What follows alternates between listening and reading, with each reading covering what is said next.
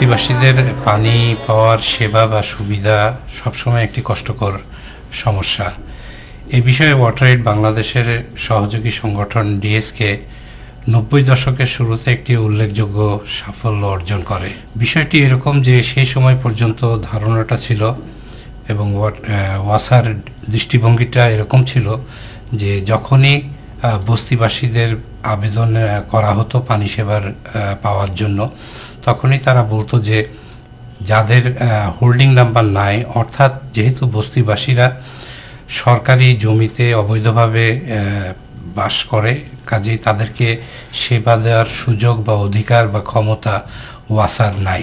DSK যে কাজটি এখানে করে সেটি হলো যে তারা সফলভাবে ওয়াসাকে বোঝাতে সক্ষম হয় যে যদিও তারা অবৈধভাবে বাস করছে, মানুষ হিসেবে পানি ছাড়া তাদের পক্ষে বেঁচে থাকা অসম্ভব।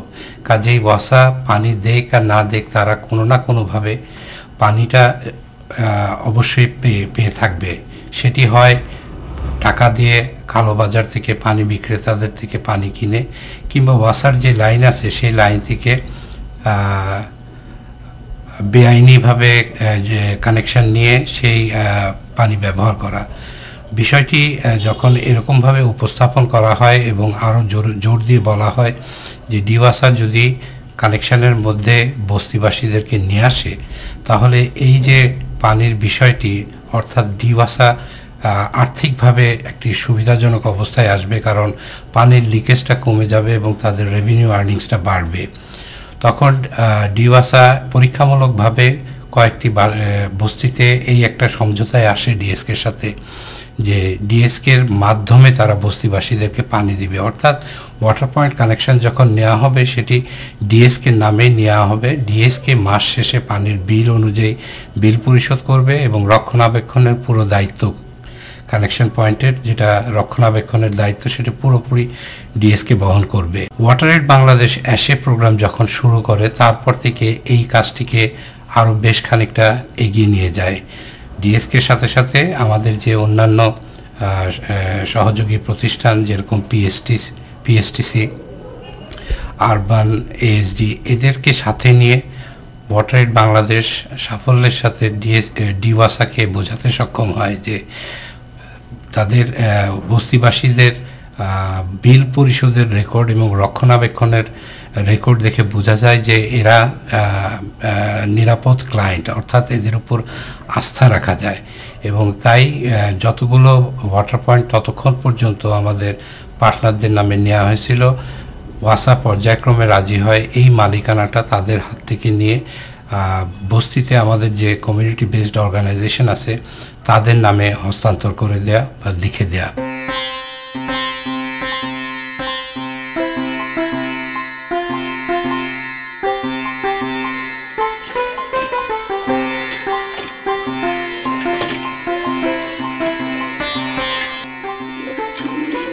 আমরা চূড়ান্ত পর্যায়ে যে সাফল্যটা অর্জন করি সেটা হলো যে এখন আর কোনো আবেদন যদি ওয়াসাকে করা হয় কোনো বস্তিবাসীদের পক্ষ থেকে, এখন আর কোনো পার্টনারের নামে করতে হয় না, সরাসরি বস্তিবাসীরা নিজেদের নামেই করতে পারে এবং মালিকানা যথাযথ অনুসন্ধান কার্য শেষ হওয়ার পর এবং ডিওয়াসার যে জোন অফিস আছে এবং লোকাল যে ওয়ার্ড কমিশনার আছে তাদের সার্টিফিকেশনের ভিত্তিতে সরাসরি এই মালিকানা হস্তান্তর করা হয়। এবং এই সাফল্যটা আমাদের এত বেশি উল্লেখযোগ্য এবং এত বেশি প্রতিষ্ঠিত হয়েছে যে পরবর্তীতে ওয়াসা তাদের যে কনজিউমার্স চার্টারটি তৈরি করে, সেই কনজিউমার্স চার্টারের মধ্যে এই জিনিসটি সরাসরি তারা উপস্থাপন করে, অর্থাৎ এখন থেকে কনজিউমার্স চার্টার অনুযায়ী যে কোনো বস্তির অধিবাসীরা সরাসরি ওয়াসার কাছে আবেদন করতে পারে পানি সংযোগ পাওয়ার ক্ষেত্রে।